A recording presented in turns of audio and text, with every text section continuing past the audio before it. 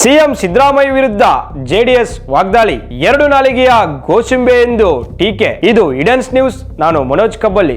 ಎರಡು ನಾಲಿಗೆಯ ಗೋಸುಂಬೆ ಎಂದು ಟೀಕೆ.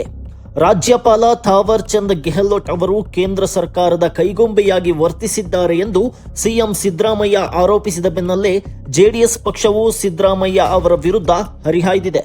ಹಳೆಯ ವಿಡಿಯೋವನ್ನ ಸಾಮಾಜಿಕ ಜಾಲತಾಣದಲ್ಲಿ ಹಂಚಿಕೊಂಡಿರುವ ಜೆಡಿಎಸ್ ಎರಡು ನಾಲಿಗೆಯ ಸಿದ್ದರಾಮಯ್ಯನ ಗೋಸುಂಬೆ ನಾಟಕವನ್ನ ರಾಜ್ಯದ ಜನರು ನೋಡಿದ್ದಾರೆ ಎಂದು ವ್ಯಂಗ್ಯವಾಡಿದೆ.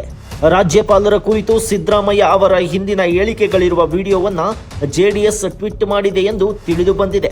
ಈ ಹಿಂದೆ ಸಿದ್ದರಾಮಯ್ಯ ಅವರು ರಾಜ್ಯಪಾಲರಿಗೆ ಸರ್ಕಾರವನ್ನ ಎಚ್ಚರಿಸುವ ಅಧಿಕಾರ ಇದೆ ಎಂದು ಹೇಳಿದ್ದರು ಎಂಬುದು ಜೆಡಿಎಸ್ ಆರೋಪ. ಒಂದು ಸರ್ಕಾರ ಸಂವಿಧಾನದ ಚೌಕಟ್ಟಿನೊಳಗಡೆ ಕೆಲಸ ಮಾಡ್ತಾ ಇದೆ ಇಲ್ವೋ ಅಂತಕ್ಕಂಥ ನೋಡ್ಕೊಳ್ತಕ್ಕಂಥ ಉಸ್ತುವಾರಿ ಇವ್ರಿಗೆ ಇರ್ತದೆ.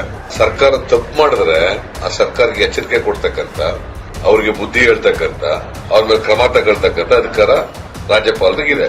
ಅದು ಅವರ ಅಧಿಕಾರನೇ ಚಲಾಯಿಸಿದಾಗ ಇದು ರಾಜಕೀಯ ಪ್ರೇರಿತ ದುರುದ್ದೇಶದಿಂದ ಮಾಡಿದ್ದಾರೆ, ಇದು ಪ್ರೀ ಪ್ಲಾನ್ಡ್, ವಿರೋಧ ಪಕ್ಷದವ್ರು ಮಾಡಿಸ್ತಾ ಇದ್ದಾರೆ ಅಂತ ಹೇಳಿದ್ರೆ ಜನ ಅದನ್ನೆಲ್ಲ ನಂಬೋದಿಲ್ಲ.